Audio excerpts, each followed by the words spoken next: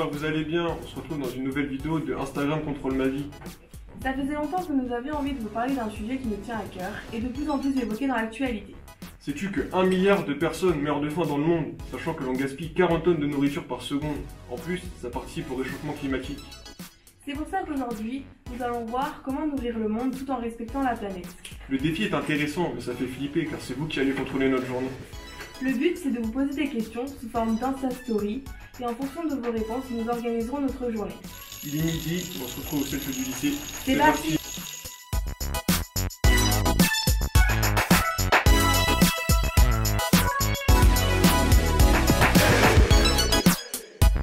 A ton avis, quelle quantité de nourriture gaspilles-tu par an? Plus de 100 kg ou moins de 100 kg?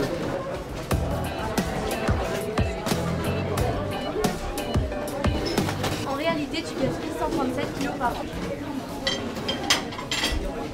T'as vu, c'est quand même énorme ce que l'on gaspille encore au 7 par semaine. Pour limiter le gaspillage alimentaire, combien de tranches de pain je prends? Une ou 15?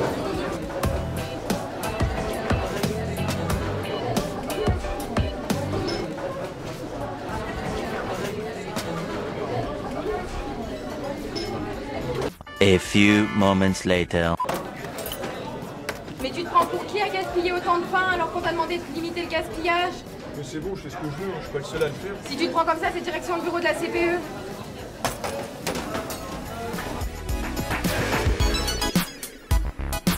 Oui, d'accord, merci. Au revoir. Oui? Bonjour. Bonjour. Je te ramène un élève qui se croit permis de gâcher du pain alors qu'on lui a demandé de faire attention à ça. D'accord, merci. A tout à l'heure. À tout à l'heure. Assieds-toi. Est-ce que tu te rends compte que 10 millions de tonnes de déchets alimentaires sont jetés en France par an? Au CELF, le gâchis de pain représente à peu près 55 € par semaine. Il y a du gaspillage lors de la récolte, du transport, de la transformation et de la commercialisation. Et si toi aussi tu t'y mets, on n'est pas sorti de l'auberge. J'espère que tu ne fais pas ça chez toi.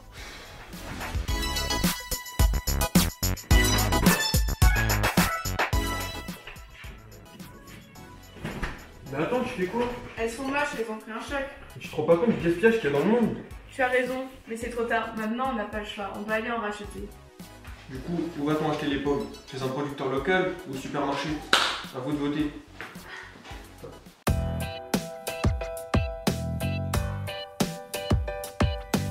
Du coup, va pour les producteurs locaux.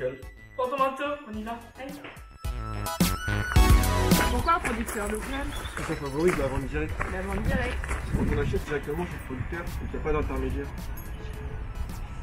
Donc, on prend la voiture ou le vélo. À vous de jouer.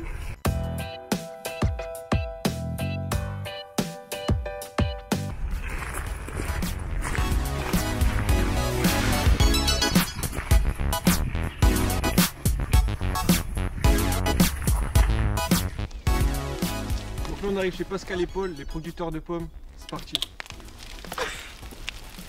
Bonjour. Bonjour, comment allez-vous? Ça va, je vous remercie. Pour vous, c'est quoi les avantages d'acheter ça directement chez vous? Eh bien, pour moi, c'est qu'il n'y a pas d'intermédiaire. Hein. Donc, moi, je vends au prix que j'ai besoin de vendre. Vous achetez à un prix qui est le juste prix. L'autre avantage, c'est que vous voyez les produits, vous pouvez les goûter et vous pouvez choisir. Toutes les pommes là sont des variétés locales. Ces deux-là, c'est des variétés très locales. Vous pouvez goûter? Oui. Voilà, donc celle-ci, c'est la Melrose. C'est une variété qui est bien juteuse hein, pour une pomme de fin de saison. Ouais, très bonne. Voilà. Nous, on les produit, on n'utilise pas de produits de traitement. Hein.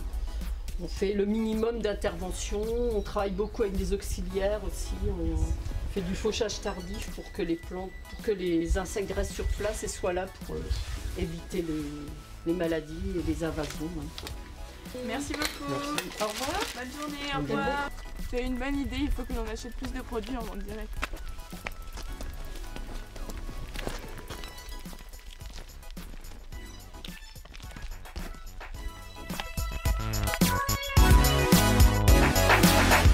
La vente directe représente un chiffre d'affaires de plus de 4 milliards d'euros. Environ 750 000 personnes travaillent dans ce secteur. Les producteurs sont aussi à proximité, ce qui entraîne moins de transport, donc moins d'émissions de gaz à effet de serre, ce qui limite le réchauffement climatique. Le commerce équitable est une alternative au commerce mondial. Il rémunère le producteur à un juste prix, ce qui lui permet de vivre correctement. Entrez. Salut! Salut.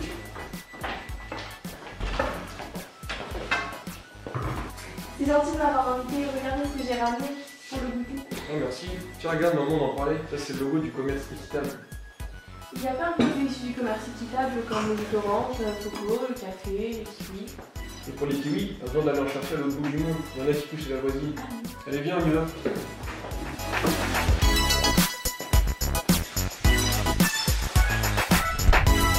Salut. Ça va? Nickel. Ça t'aille bien? Et vous? Qu'en pensez-vous? Est-ce la saison pour cueillir des kiwis ou pas?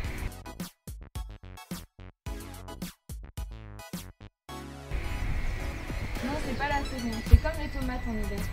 Les tomates que tu manges en hiver sont cultivées sous serre chauffée, sans terre. Cette technique dite du hors-sol est un système artificiel qui ne respecte pas le cycle naturel des cultures. A l'opposé, on peut utiliser des techniques de production s'appuyant sur les fonctionnalités offertes par les écosystèmes, c'est l'agroécologie. Par exemple, on peut associer du triticale et du pois. La céréale sert de tuteur à la légumineuse qui, elle, apporte de l'azote à la céréale. Les associations de cultures permettent de réduire les dégâts des ravageurs et donc de diminuer l'utilisation des produits phytosanitaires néfastes à notre santé. Si l'association des cultures, c'est bon pour notre santé et celle de la planète, est-ce que je peux faire pareil dans mon jardin? Mais bien sûr que oui, tu peux planter des fleurs avec des légumes. C'est comme les œillets d'Inde qui luttent contre des vers microscopiques. Ils s'attaquent aux racines des tomates, des carottes et des poireaux. En plus, les fleurs attirent les insectes, ce qui favorise la biodiversité. Du coup, la biodiversité, c'est quoi? C'est le mot préféré de ma prof de bio ou c'est utile à l'homme?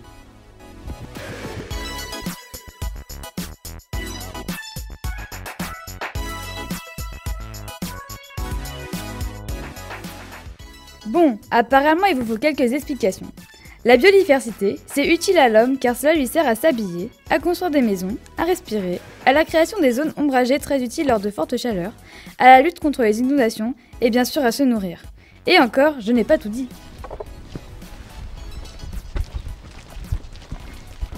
J'adorerais faire ça chez moi, mais le problème c'est que j'habite en appart. Je ne vais quand même pas faire pousser des légumes sur mon balcon. Bien sûr que si. Tu peux utiliser tous les espaces disponibles en ville, les murs, le toit, les espaces verts, les grosses jardinières que tu mets sur ton balcon et les jardins partagés. Tu apprends et en plus tu manges local et de saison. Bah, merci pour tous ces conseils. Nous on va y aller, donc on vous dit une bonne fin d'après-midi. Salut. Au revoir. Au revoir. Canavo. Canavo. Donc voilà, la journée est finie. J'espère que la vidéo vous aura plu. Merci d'avoir participé sur Instagram. Et maintenant, on espère que vous avez compris le message. Chacun peut agir au quotidien pour changer les choses. À vous de jouer!